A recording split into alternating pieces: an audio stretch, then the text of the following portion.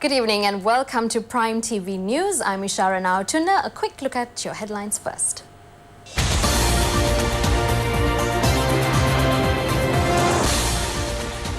Tenure of the Presidential Commission on Sri Lankan Airlines and Mihin Lanka extended.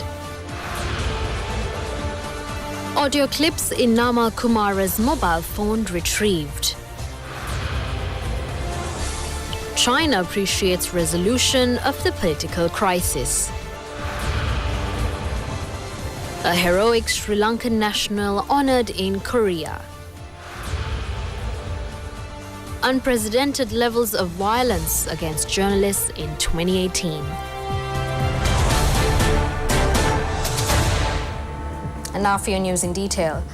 President Maithripala Sirisena has extended the term of office of the Presidential Commission to inquire into allegations of large-scale frauds and malpractices in Sri Lankan Airlines, Sri Lankan Catering Limited and Mihin Lanka Private Limited to February 15, 2019.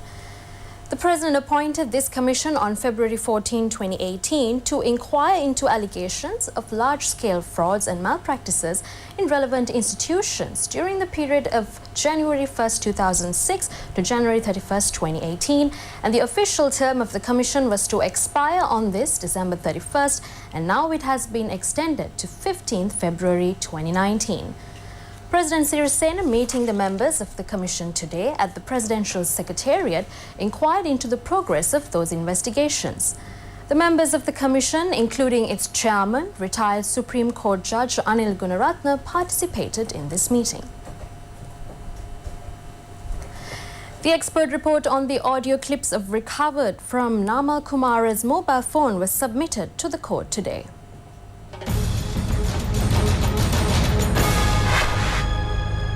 The officials who visited Hong Kong to do further investigations in regard to the audio clips in the mobile phone of Namal Kumara in connection with conspiracy to assassinate VIPs, including the President and the former Defence Secretary, returned to the island. It has been able to recover an array of audio clips that had been recorded in Namal Kumara's mobile phone. The officers of the Criminal Investigations Department stated that 39 megabytes of data has been recovered successfully. The container with the audio clips and the expert report was submitted to the Fort Magistrates Court. Meanwhile, former DIG Nalaka De Silva and the Indian man who have been arrested in connection with the assassination plot of VIPs were remanded till the 2nd of next month. Fort Magistrate Rangadisa Naika rejected the bail application of Nalaka De Silva and ordered the suspect to be remanded till the end of the case. The magistrate also ordered to expedite investigations on the first defendant of the case, the Indian national. Meanwhile, 3 Navy officers who have been arrested in connection with kidnapping 11 individuals in years 2008 and 2009 were remanded till the 2nd of next month. Navy personnel Lieutenant Commander Chandana Prasad Hettiarachi, HL Upul Chaminda and Sanjeeva Prasad were remanded by the court on the counts of abducting youth, supporting killings, etc. The Chinese government has advised today that China, as a traditional close neighbor and a most important development partner, welcomed the peaceful and proper resolution of recent political situation in Sri Lanka by all related parties. In a statement, the Chinese embassy said China believes the Sri Lankan government, political parties and the people have the ability and wisdom to manage its domestic affairs well and maintain the country's stability and development. It added that China remains committed to enhancing its friendly exchanges with the Sri Lankan government and all political parties, promoting the pragmatic cooperation between the two countries and bringing benefits to the two peoples. After saving a 91-year-old woman from a house that was being gutted by a fire in Korea, a Sri Lankan migrant worker has been awarded permanent residency status. Sri Lankan migrant worker Nimal Bandara, who saved a woman in February 2017, was conferred with PR status by the Korean government. He had arrived in Korea in 2011 as a migrant worker. He's a resident of Minipe in Mahayangana. Speaking from Korea over a video call, Nimal Bandara stated that his act was hailed by people all around the world due to spread of the news through social media. He extended his gratitude to peoples of both Sri Lanka and Korea.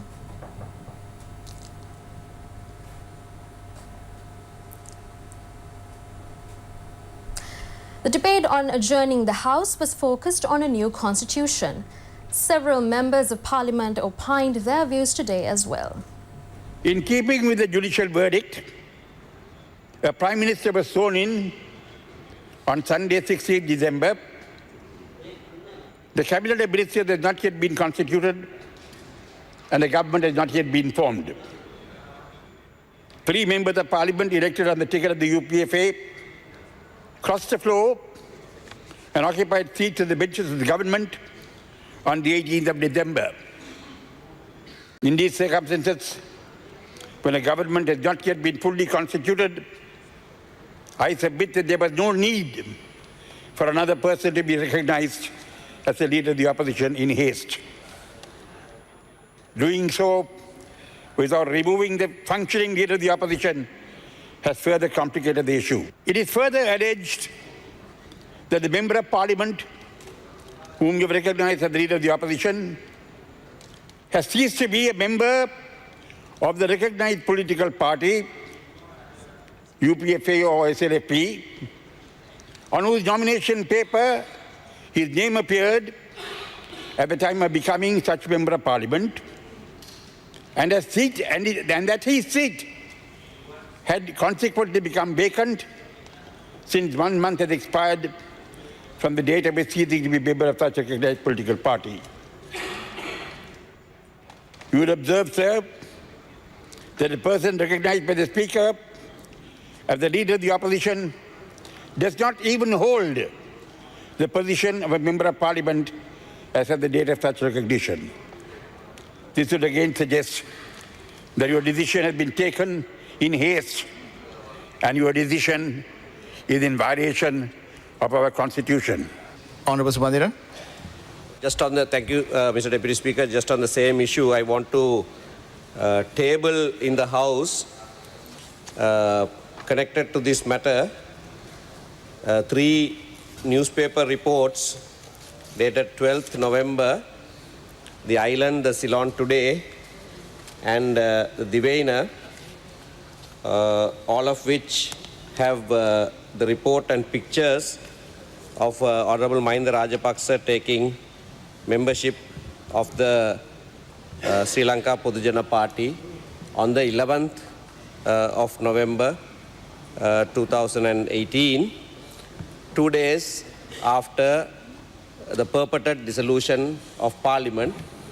Obviously, until the President purportedly dissolved Parliament, this was not done because they knew they would lose their parliamentary seats.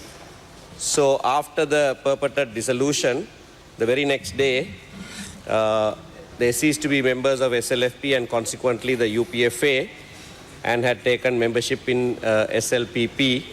And I'm tabling those newspaper reports. We will be moving for the appointment of a select committee to inquire and report on this to Parliament. Thank you. China donated 90 water bows to Sri Lanka, strengthening Sri Lanka-China friendship that goes back to ancient times. The documents in regard to donations were presented to President Maithripala Sirisena by Chinese Ambassador Cheng Shu-an at the Presidential Secretariat. China has decided to donate these water bowsers worth over 1 billion rupees because of the difficulties faced by the people in certain areas due to adverse weather conditions. 2 water bowsers were handed over symbolically at this event. The ambassador presented keys and registration documents of these bowsers to the president. Secretary to the President Uday R. Senaviratne and senior officials of the Chinese embassy also participated in the event. Parliamentarian Mahinda Rajapaksa, who assumed duties as the opposition leader, paid homage at sacred Jayasri Mahabodhya in Anuradhapura. Mahinda Rajapaksa, who arrived in Anuradhapura, called on Chief Incumbent of Vatamasthana, Venerable Dr. Pallegama Srinivasatera, and obtained blessings. He was accompanied by Parliamentarian S.M. Chandrasena and several other public representatives.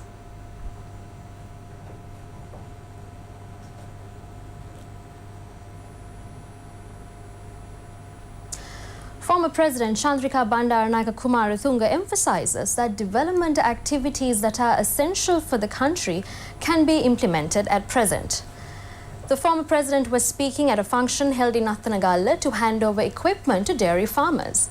Chandrika Kumaratunga pointed out that people reposed their faith on January 8 transformation for better governance.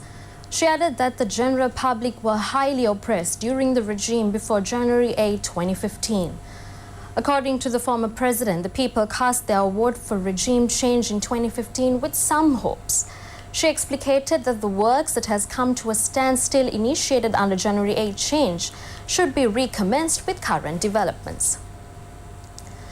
Parliamentarian Shantima Virakodi states that there are many instances in history that both the president and the opposition leader had been appointed from the same political party.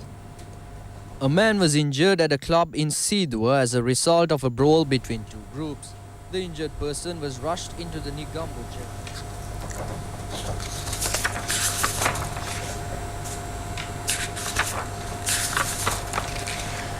Two individuals have sustained injuries following shooting incidents in two places. A man was injured at a club in Sidwa as a result of a brawl between two groups. The injured person was rushed into the Nigambo General Hospital. According to the police, a 34-year-old man, a resident of Sidwa, was shot by the owner of the club. Investigations are underway to arrest the suspect. Meanwhile, another man was injured in a shooting incident at the Kosgas Handi in Beliatta. Two gunmen came by a motorbike had opened fire. The victim was admitted to the Hatbodia hospital and had been transferred to the Tangalla hospital for further treatment. The injured man is a resident of the Mahahila area of Beliatta. Meanwhile, a bus that had been parked at a service station in Gurugoda in Horana has been hijacked. A man who stole the bus had been recorded on a CCTV camera. The Horana police conducts investigations. The People's Front to Protect the President convened a media briefing in Colombo today. Addressing the reporters, convener of the front, Asela Sampath, said that the JVP has no public support to secure executive presidency. Hence, they are trying to bring executive powers to the parliament. He also requested to table a bill to stop crossovers in the House. He pointed out that the JVP wants to please agendas of elements stand for a federal system. Ceylon Motorcyclists Association Secretary Chiranta Amarasinghe said that elements who want to abolish executive presidency are trying to do so as they are unable to make the executive president dance to their tune. The program to release civilian land that had been occupied by the security forces during the war times to their owners is successfully in progress. Under the initiative, another 53 acres of land was returned to the owners in the Mullaitiyu district. The relevant documents were handed over by Commander of Mullaitiyu, Major General RWW Rajaguru. Meanwhile, the Mullaitiyu Defence Headquarters also organized a Christmas celebration.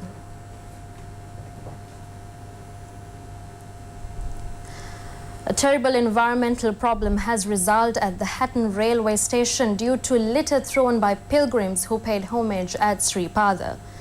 It is reported that the pilgrims have thrown away a huge amount of litter, including food, at the railway station indiscriminately. Railway workers state that garbage generated at the guest house attached to the railway station has also become a big environmental problem. Though the Hatton Dikkoya Urban Council has taken measures to remove garbage, the problem has not seen an end. The next Sripada season commences on the coming Poya Day. The railway workers also state that no litter disposing system has been introduced to the railway station. And that's all we have for you today. Do join us again tomorrow at the same time. Till then, you can visit itnews.lk for more of the very latest. I'm Ishara Nautuna. Have a good night.